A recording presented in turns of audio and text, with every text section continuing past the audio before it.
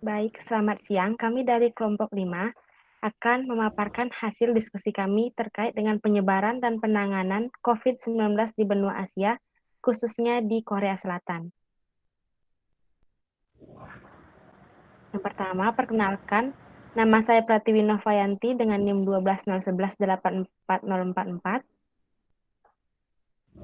Perkenalkan, nama saya Melinda Saleha dengan NIM 12011184189. Nama saya Muhammad Khalid Asyafi'i dengan NIM 12011184178. Nama saya Farhan Anwar dengan NIM 120 118 4367.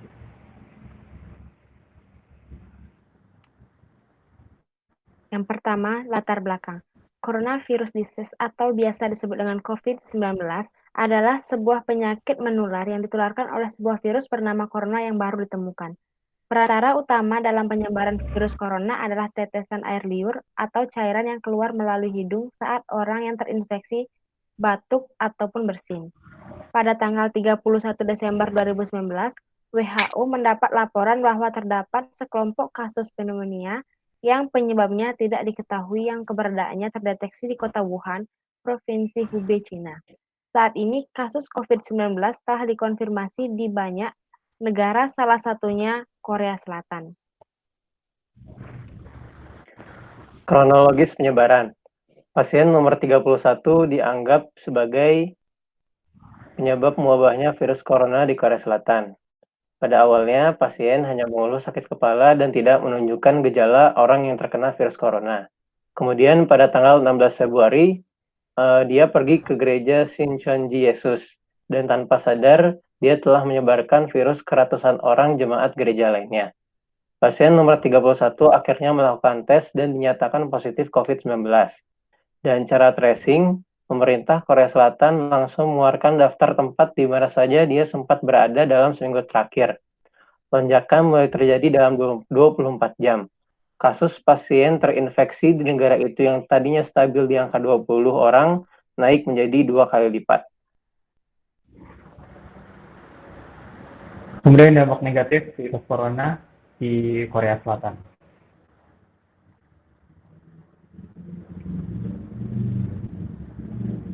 Yang pertama dilihat dari pendapatan Korea Selatan pada sektor pariwisata terjadinya pengurangan. Menurut statistika.com pada kuartal pertama 2020 diperkirakan alami kerugian sekitar 2,9 triliun won Korea Selatan dalam pendapatan pariwisata jika coronavirus ini menyebar dengan cepat di negara itu. Selain itu, jumlah wisatawan asing yang berkunjung ke Korea Selatan diperkirakan akan berkurang 2 juta. Pada 20 Mei 2020, pada 20 Maret 2020, Korea Selatan mengonfirmasi adanya 8.652 kasus infeksi.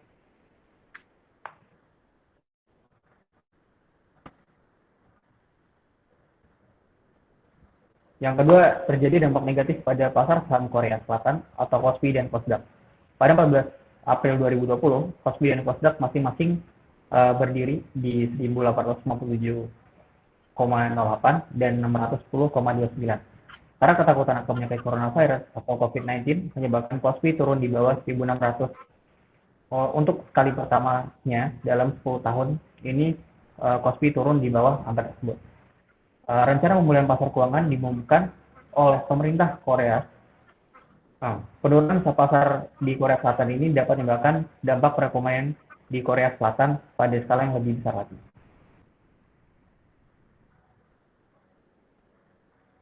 Selain di Korea Selatan ada dampak ternyata ada juga dampak positif yang bisa kita petik dari coronavirus ini. Yang pertama adalah terjadinya pembatasan perjalanan mobil dan juga kendaraan bermotor sehingga menyebabkan udara lebih bersih. Yang kedua, membuat kita lebih memikirkan bagaimana kita menggunakan energi dengan bijak dan lebih efisien. Dan yang ketiga, masyarakat Korea Selatan lebih menjaga kebersihan diri, rumah dan lingkungannya dengan lebih giat lagi.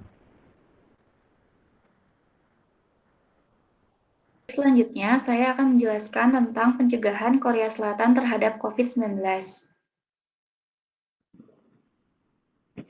Jadi yang pertama itu adalah tes dilakukan melalui drive-thru.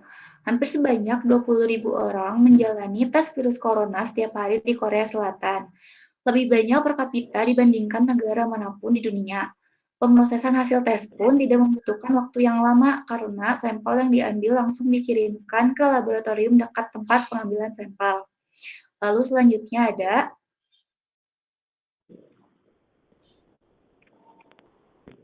yang kedua adalah rangkaian pengujian tes berlangsung di ruang tekanan negatif.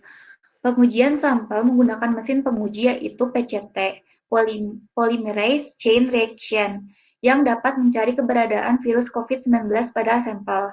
Keseluruhan pemeriksaan sampel ini mencapai 5 hingga 6 jam. Keadaan di ruang tersebut menjamin tidak ada satu tetes pun dari sampel yang dapat lolos.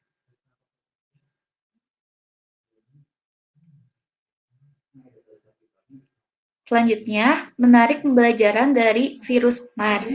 Pemerintah negara Korea Selatan telah belajar mengenai resiko penularan dan dampak dari pengalaman sindrom MERS pada 2015 lalu.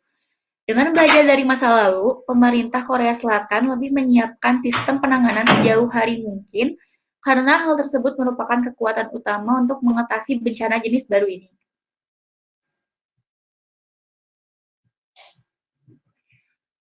Selanjutnya adalah alat uji sampel terakomodasi dengan baik.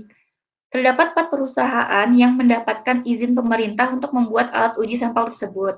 Dengan demikian, Korea Selatan mempunyai alat uji sampel sebanyak 140.000 setiap pekan. Akurasi tes COVID-19 di Korea Selatan dapat diprediksi sekitar 98%. Selanjutnya akan dijelaskan oleh teman saya. Terima kasih. Selanjutnya adalah harapan untuk menghasilkan vaksin. Darah dari pasien yang sembuh kini sedang dipantau dan dianalisa oleh para ilmuwan Korea Selatan. Para ilmuwan telah mengembangkan sebuah protein unik yang dapat mendeteksi antibodi. Harapannya adalah dengan hal ini bisa membantu menciptakan sebuah vaksin di masa mendatang. Kemudian, pemerintah Korea Selatan selalu memberi informasi yang terbuka kepada publik. Contoh penerapan nyatanya adalah dengan lokasi GPS dari seseorang yang terkonfirmasi virus COVID-19 yang dapat dilihat dari aplikasi sehingga warga lain yang belum tertular bisa menjauh dari area tersebut. Yang terakhir adalah social distancing. Dengan populasi sebanyak 51 juta orang, Korea Selatan telah menutup sekolah-sekolah, kantor-kantor, dan melarang untuk melaksanakan pertemuan besar. Terdapat pula kamera pengecek suhu di setiap pintu masuk gedung dan petugas berpakaian pelindung di tempat umum untuk mengingatkan warga agar mencuci tangan mereka. Selanjutnya akan dijelaskan oleh teman saya. Baik, dari segala upaya yang dilakukan oleh Korea Selatan, dapat kami simpulkan bahwa Korea Selatan menjadi salah satu negara dengan tingkat korban meninggal terendah dari COVID-19 di dunia, dengan tingkat presentasi hanya 1%. Rasio sembuh pasien mencapai sebesar 48%. Pemeriksaan secara massal dan gratis sehingga pasien COVID-19 bisa lebih cepat terdeteksi dan mendapatkan perawatan sehingga mencegah penularan ke banyak orang.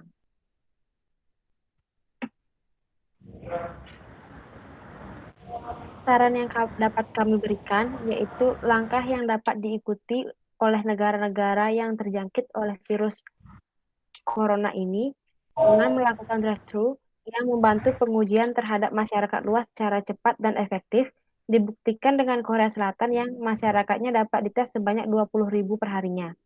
Dan hal penting lainnya yang perlu ditiru yaitu penggunaan APD atau alat pelindung diri yang lengkap seperti mask, glove, dan sebagainya untuk tim medis yang bertugas, yang mana memiliki risiko terinfeksi lebih tinggi dibanding orang lain. Untuk permasalahan ini masih dialami khususnya oleh Indonesia. Semoga kedepannya cepat ditemukan solusinya.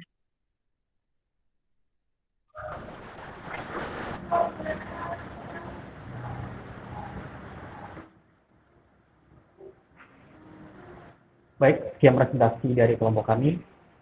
Kurang lebih ya mohon maaf, dan semoga COVID-19 ini segera berakhir. Terima kasih telah menonton dan stay safe semua. Dadah.